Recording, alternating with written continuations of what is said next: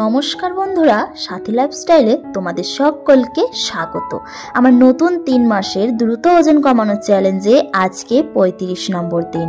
আমি এখন বাপের বাড়িতে আছি, আর এখানে বসেও আমি আমার ডায়েট প্ল্যান কিভাবে মেনটেন করছি সবটাই তোমাদের সঙ্গে কিন্তু শুরু থেকে শেষ পর্যন্ত শেয়ার করছি। দেখতে থাকো আর পুরো ভিডিও দেখার অনুরোধ রইল। গুড মর্নিং, সকাল হয়ে গেছে। আর সকালে উঠে আমি যেরকম গরম জল খাই প্রথমেই শুরুতে আর কি সকালবেলার, তো সেটাই আমার সকালবেলার শুরুটা গরম জল দিয়েই কিন্তু হয়। তো সকালবেলা উঠে গেছি, আর এরপর হচ্ছে আমি এখানে দেখো ওয়ার্কআউট করে নিচ্ছি। গরম জল খাওয়ার পর একটুখানি ওয়েট করে ওয়ার্কআউটটা করছি। আর এখানে যেহেতু বাপের বাড়িতে আছি আমি এখন, তাই কিন্তু আমাকে কাজকর্ম তো তেমন একটা করতে হচ্ছে না, তাই আমার ডায়েট প্ল্যানটা কিন্তু খুব সুন্দরভাবে মেনটেন করা হচ্ছে। তাই আমি খাওয়া দাওয়া আর আমার নিজের এক্সারসাইজ আর যা যাবতীয় করতে থাকি আমি সারাদিনে, সেগুলো কিন্তু বেশ পরিপাটি করে আমি করতে পারছি। কারণ এক্সট্রা কোনো রকমের কাজ কিন্তু আমাকে করতে হচ্ছে না সংসারের, নাহি বরের টিফিন আর নাহি আমার নিজেদের খাবারের জন্য রান্না বান্না, নাহি সংসারের কোনো কাজকর্ম। টুকিটাকি একটু একটু মায়ের সঙ্গে করি, কিন্তু রান্না বান্নার ঝামেলাটা তো আর আমার ডিপার্টমেন্ট নয়, ওটা মায়েরই ডিপার্টমেন্ট। আর যেহেতু আমি আলাদা রকম কিছু খাই, তাই আমার রান্নাটার জন্য সকালবেলা ব্রেকফাস্টটা যেটা তৈরি করি সেটা কিন্তু আমি নিজেই করে নিই। মাকে আর বারণ করে দিই যে তোমাকে করতে হবে না, আমি আমারটা করে নেব। কিন্তু দুপুরবেলার খাবারটা আমার মাই বানায়, আমার রাতের বেলারটাও বানায়, শুধু সকালবেলারটাই আমি তৈরি করি। আর তাই আমি তোমাদেরকে সুন্দরভাবে কিন্তু গুছিয়ে ভিডিওটা দিতে পারছি।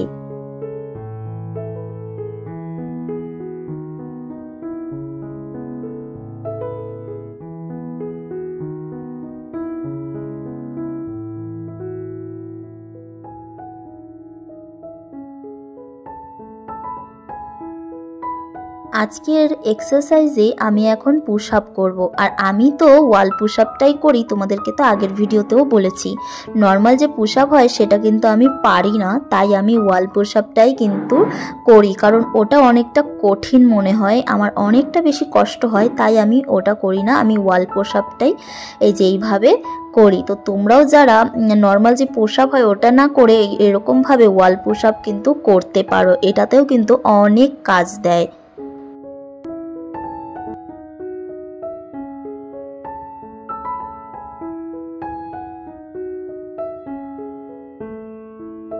গরমের কথা আর কি বলি, এমনিতেই তো অনেক গরম, তার উপর আমি করেছি ওয়ার্কআউট। এতটা গরম লাগছে আমাকে এবার যে আর থাকারই জো নেই, মনে হচ্ছে এখন স্নানই করতে হবে। তাই আমি তাড়াতাড়ি করে মুখে চোখে জল দিলাম, কারণ প্রচণ্ড গরম লাগছিল এখানে। আর বৃষ্টি তো হচ্ছে, কিন্তু তাও যখন বৃষ্টি হচ্ছে তখন একটু ঠান্ডা লাগছে, তারপরে কিন্তু আবার এই গরমটা পড়ে যাচ্ছে। আজকে আমি ব্রেকফাস্টে তৈরি করেছিলাম পাউরুটি দিয়ে কিন্তু ডিম টোস্ট। আর এখানে আমি নিয়ে নিয়েছি আমার দারুচিনির চা। অনেকদিন পর এসে বাড়িতে দারুচিনি দিয়ে চা বানিয়ে খাচ্ছি। এখানে এসে কিন্তু আমি অনেক সময় চাও খেয়ে নিয়েছি। দুধ চাটা নয়, আমার মারা কিন্তু লিকার চা খায়, আমার বাপের বাড়িতে লিকার চাটাই খায়, দুধ চাটা কিন্তু খায় না। তো এক একদিন আমি খেয়ে নিয়েছি লিকার চা।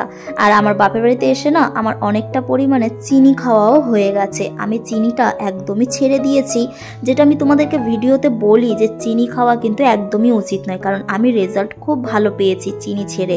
সত্যি বলতে আমি 1 মাসের মধ্যে 5 কেজি ওজন কিন্তু কমিয়ে ফেলেছিলাম। আর এখন আমাকে না একটু মেনটেন করে রাখতে হবে, মানে আর বেশি ওজন কিন্তু আমাকে কমালে হবে না।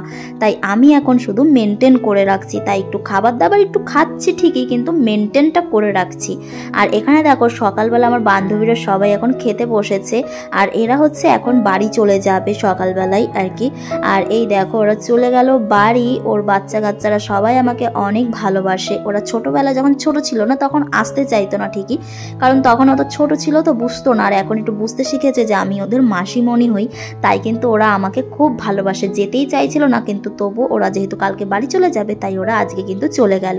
আর এখানে দেখো আমার মনা এখানে কি করছে, সকালবেলা খাওয়া দাওয়া করে একটু একটুখানি মোবাইল দেখছিল। ও স্কুল এখনও যায়নি, কারণ অনেক দিন ব্যাঙ্গালোরে ছিল, তাই ব্যাঙ্গালোর থেকে এসে ও 1 তারিখ থেকে স্কুল যাওয়া স্টার্ট করবে, টিউশন যাওয়া স্টার্ট করবে।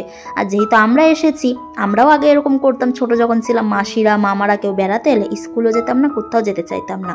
তো এ কিন্তু যায়, বাট এখন যেহেতু অনেক দিন যায়নি তাই বলেছিলাম মাসের শুরু থেকেই তুমি যেও। আর এই যে আমি একটু একটু মাকে কাজকর্ম এগিয়ে দিই, এই যেমন ধরো ঘরটা ঝাড় দেওয়া, ঘরটা গোছানো, ঘরটা মোছা, তো এইসব টুকিটাকি কাজ আমি করি। আর বাকি রান্নাবান্নার ঝামেলাটা আমার মাই ওটা আগাগোড়াই সামলায়, কারণ আমি তো এত মানুষের রান্নাবান্না এখন অবধি করতে জানি না। আর মাই খুব তাড়াতাড়ি রান্না করে আমার মা, আমি অতটা তাড়াতাড়ি না রান্না করতে পারি না। চলো এটা মুছে আমি কিন্তু স্নান করব। আর আজকে আমি দেখো মাথাটা ধুয়েছি অনেকদিন পর, এখানে আসার পর আমি আজকে মাথাটা একটু ধুলাম, কারণ খুব গরম তো মাথাটা ভিজে যায় আর মাথা চুলকাতে থাকে, এরপর র্যাশ হয়ে গেলে প্রবলেম হয়ে যাবে, তাই আমি মাথাটা আজকে একটু ঘষে নিলাম।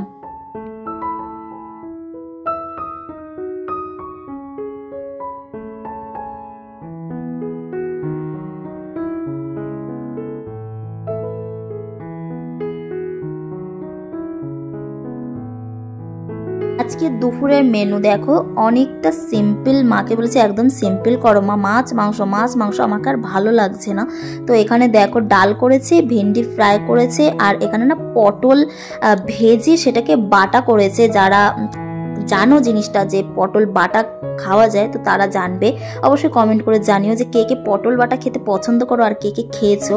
আর ছিল হচ্ছে ওখানে মাছের ডিম, বললাম আগের দিন মাছ এনেছিলাম বড় একটা, সেটা ডিম হয়েছিল, তো সেই ডিমটাই মা আজকেও আবার বড়া করেছে, কারণ রেখে দিয়েছিল অনেকটা ডিম ছিল। তাই এখানে এখন আমরা সবাই মিলে বসে কিন্তু লাঞ্চটা করে নিচ্ছি। আমি তো শুধু নিজেকেই দেখাচ্ছি, বাকি কিন্তু সামনে সবাই আছে আমার বাড়ির, তো সবাই একসাথেই আমরা খাওয়া দাওয়া করি।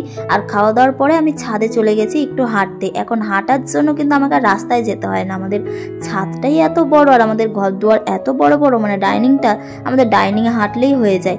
কিন্তু তবুও দেখলাম ওয়েদারটা ভালো আছে, তাই একটু ভাবলাম যে ছাদের উপর গিয়ে হাঁটি, তোমাদেরও ভিডিও দেখতে খুব ভালো লাগবে। দেখতেই পাচ্ছ ছাদের উপরে উঠলে কিন্তু পরিবেশটা কি ভালো লাগে, একদম চারিদিকে কি সুন্দর প্রকৃতি, হ্যাঁ না, গাছপালা, কার না ভালো লাগে গাছপালা বলো।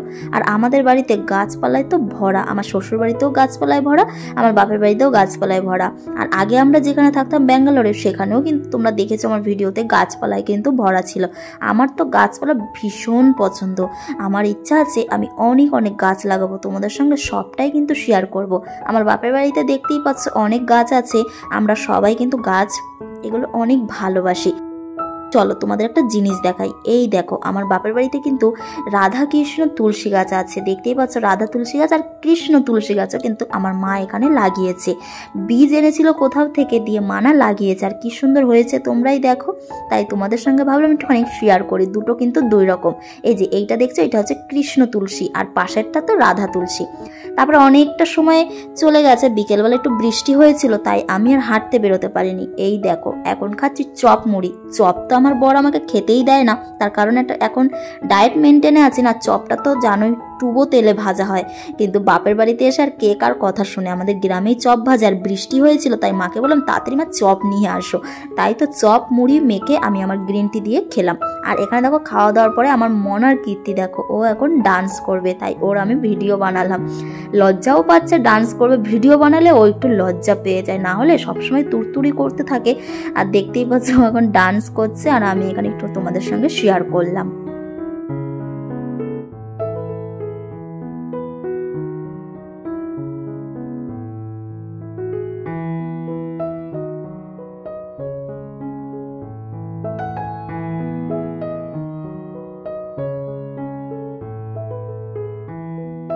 চলো ওর পাগলামি তো চলতেই থাকবে, আমি একেবারে তোমাদেরকে রাতের ডিনারটা দেখাই। রাতের ডিনারটা বিশ্বাস করো একদম সিম্পল, আমি কোনো স্যালাডও রাখিনি, কারণ স্যালাডটা না শেষ হয়ে গেছিলো, আমি আবার কালকে নিয়ে আসবো, মানে মা নিয়ে আসবে কালকে।